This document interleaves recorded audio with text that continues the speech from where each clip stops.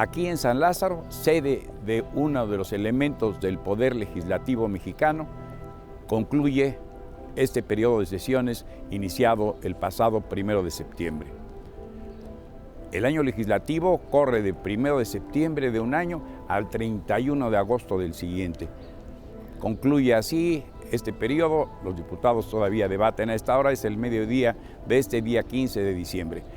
Pero en el centro de la Ciudad de México, cerca de la sede del Museo Nacional de Arte, del MUNAL, en la calle Jicotencatl, en la vieja casona de Jicotencatl, sede por muchísimos años del Senado de la República, ahí ocurre en este momento la ceremonia de la entrega de la medalla Belisario Domínguez. Por cierto, cerca de la calle de Belisario Domínguez, donde se entrega el presidente de la República con representantes de los otros dos poderes de la Unión, entrega la medalla Belisario Domínguez.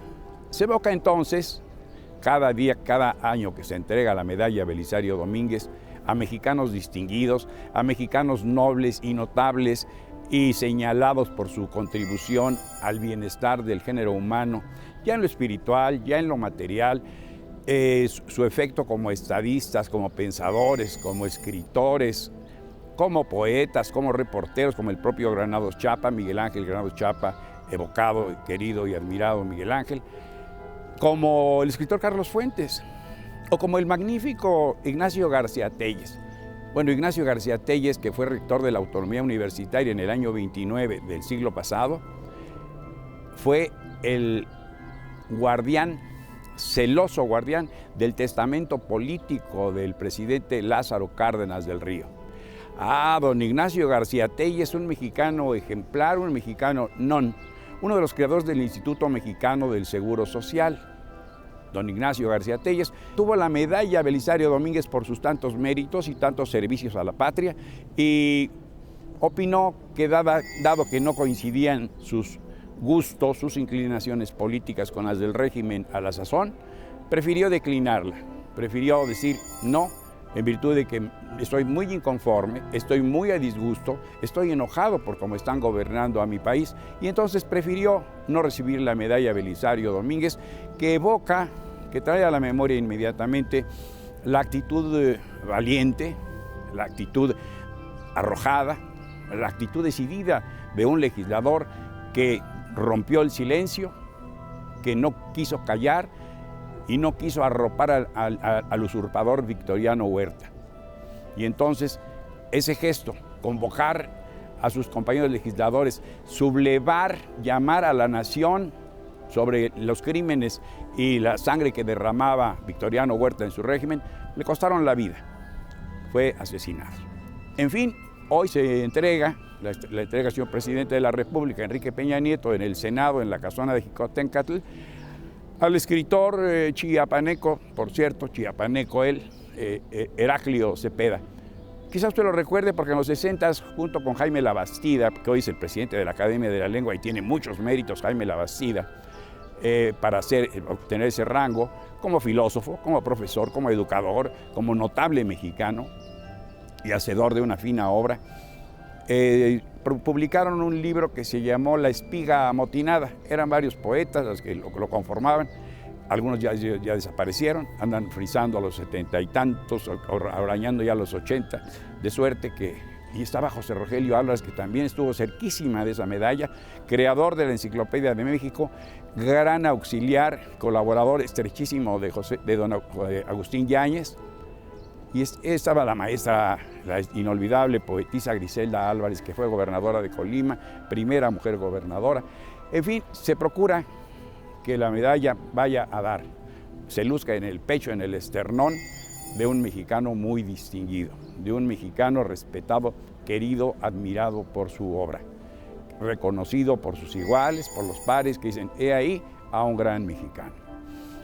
La patria le queda agradecida y lo premian así, con una bella moneda que lleva la efigie de don Belisario Domínguez. Eso ocurre hoy, este día 15 de diciembre del año 2014, cuando en la Cámara de Diputados, aquí en San Lázaro, se concluye el periodo de sesiones que comenzó el día 1 de septiembre de este mismo año, desde luego. Seguiremos platicando de esta y muchas cosas más aquí desde el Congreso. Reyes Razo, servidor, que le recomiendo este libro que está causando furor y llama la atención de muchos. La autobiografía de Jorge G. Castañeda. Hijo de diplomático, don Jorge Castañeda de la Rosa, y hombre que ha intervenido en la vida pública de México con distinta suerte, con distinta fortuna, a veces muy alto, a veces colaborador estrecho, amigazo de Héctor Aguilar Camina, produció obras de sopesar la realidad mexicana. Esta es su vida contada por él mismo. No se lo pierda. Reyes Razo, servidor, le dice hasta la próxima.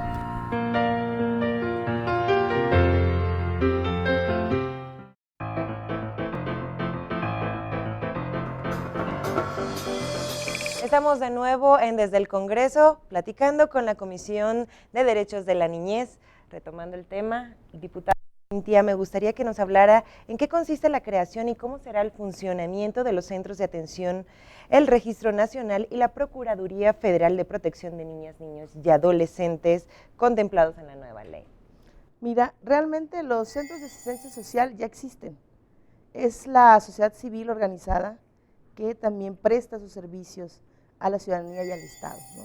Y el mismo Estado tiene centros de asistencia social en la medida en la que algún niño, alguna menor, niño o niña, haya sido vulnerado en alguno de sus derechos, pues, y si no hay una familia de acogida, entonces lo pueden trasladar al centro de asistencia social del gobierno.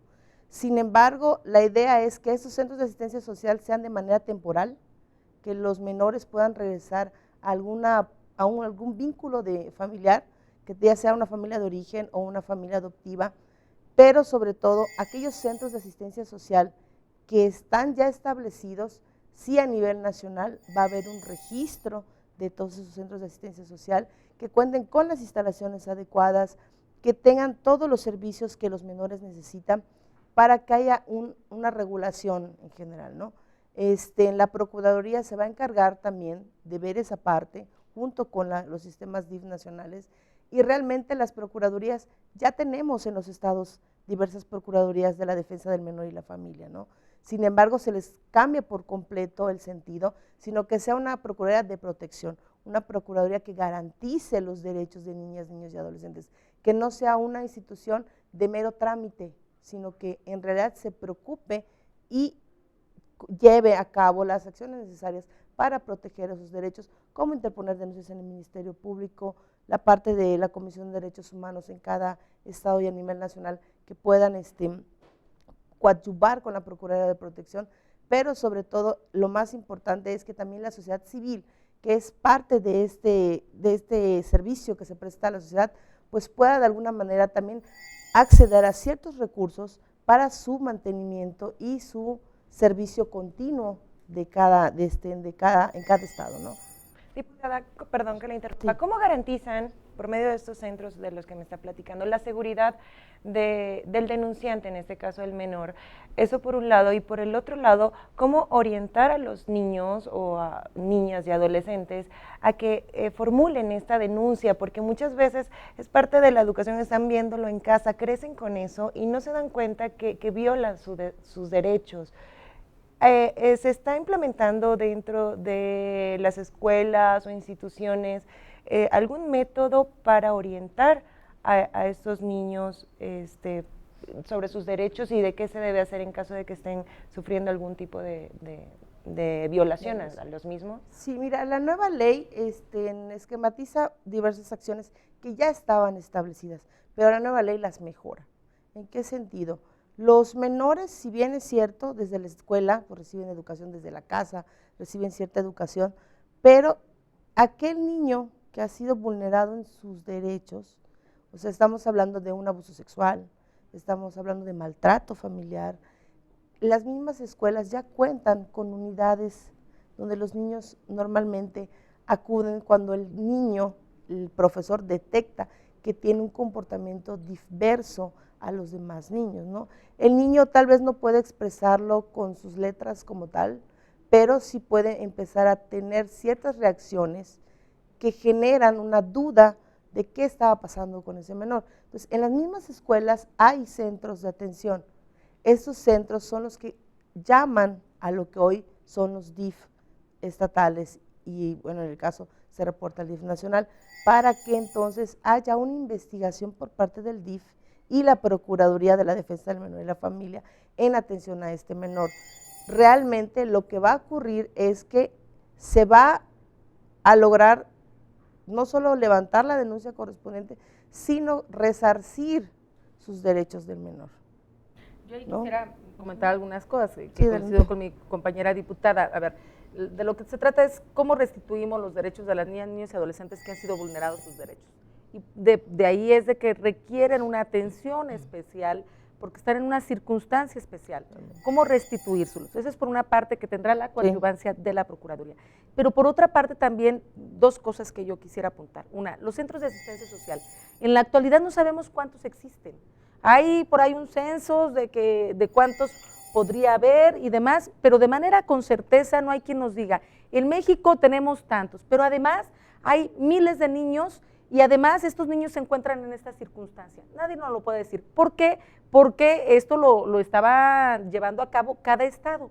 Y ahora de lo que se trata es de que se pueda coordinar desde el sistema, que eso es lo importante también que tiene la ley, que se crea un sistema de protección de derechos para niñas, niños y adolescentes, en donde estarán al más alto nivel, el presidente estará al frente, el presidente de la República, pero participarán distintas dependencias, 7 secretarías, estará la Comisión Nacional de Derechos Humanos, estará el Coneval para darle seguimiento, habrá un programa nacional, el que se tendrá que aprobar por todos, tendrá la participación de la sociedad civil organizada, se crearán mecanismos para que estén participando las niñas, niños y adolescentes. Pero ¿por qué digo de esta coordinación? Que es muy importante. Antes no existía, no estaba establecido en ninguna ley, no lo ordenaba. Ahora ya dice, tenemos esta obligación. Y la idea es que desde ahí, a partir de las procuradurías, que son las que van a supervisar estos centros de asistencia social, que cumplan con lo que ya decía ella, con ciertas características para que se les restituyan los derechos, pero en las mejores condiciones a niñas, niños y adolescentes, que sea por el menor tiempo posible para darles, para tratar de cumplir con el derecho que pueda estar en una familia, que ese también es uno de sus derechos. Y entonces, los centros de asistencia social, sabremos, ¿cuántos habrá? ¿El registro nacional? ¿Cuántas niñas y niños hay? ¿En qué circunstancias llegaron? ¿Por qué están ahí? ¿Y cuál es el seguimiento? Porque cada niño y cada niña que se encuentran institucionalizados es una historia, porque hay quienes llegan por una circunstancia de una orden judicial, otros llegan porque fueron abandonados, otros porque son maltratados, es decir, llegan por distintas circunstancias. Y por supuesto que esta es una obligación en principio del Estado, que la ha descansado efectivamente en las organizaciones de la sociedad civil. 7 de cada 10 centros de asistencia social recaen en los particulares. Y la nueva ley prevé un transitorio en donde se menciona que tendrá que coadyuvar con recursos económicos para que estos puedan cumplir con su función, todos los que ya estuvieran establecidos hasta antes de la aprobación. Pero me parece que uno de los aciertos de esta ley es que habrá concurrencia, que habrá coordinación entre todas las entidades federativas para saber de manera particular en este tema cuántos centros de asistencia social hay y tener el registro nacional que estará a cargo de la Procuraduría. Y otro tema, que es uno de los pendientes yo creo de la ley, que las niñas y niños puedan asistir a presentar solo su denuncia. Ese es uno de los pendientes que tiene México, que tiene que ver con la firma del tercer protocolo, que ya no lo logramos sacar en la ley, porque todavía tenemos esa visión de que si un niño no va acompañado de un adulto, no puede hacerlo. Y tenemos como insistir en que las niñas, niños y adolescentes son sujetos de derechos, y de ahí en que podamos dar paso México a firmar el tercer protocolo de la convención, que se llama de comunicación, que habla precisamente de lo demás. Por la otra parte, me parece que las procuradurías que se hablaban tendrán también que transformarse. Una, tendremos que crear la Procuraduría Federal, esa que no existe, y que ese ya, de acuerdo también a los transitorios, tenemos un tiempo fatal para poderlo hacer una vez que se establezca el sistema, tenemos 6 meses para su constitución. Pero las estatales que ya existen también tendrán que transformarse. Es cierto, existen, pero atienden sin número de temas. de mujeres, que yo no digo que no se atiendan, pero ahora tenemos y queremos procuradurías especializadas para la atención de niñas, niños y adolescentes. Y cuando decimos queremos especializadas, es que queremos a personal también especializado y capacitado, que conozcan cuáles son los derechos de las niñas, niños y adolescentes, que tengan conocimientos de cómo atender una circunstancia en particular, de cuando llega un caso, cómo atenderlo, cómo derivarlo y de qué forma acompañarlo. Necesitamos ministerios públicos capacitados, es decir, sí necesitamos una transformación total en torno a los derechos de las niñas, niños y adolescentes. Gracias, diputada. Vamos a un corte comercial y regresando retomamos este tema. No se vayan.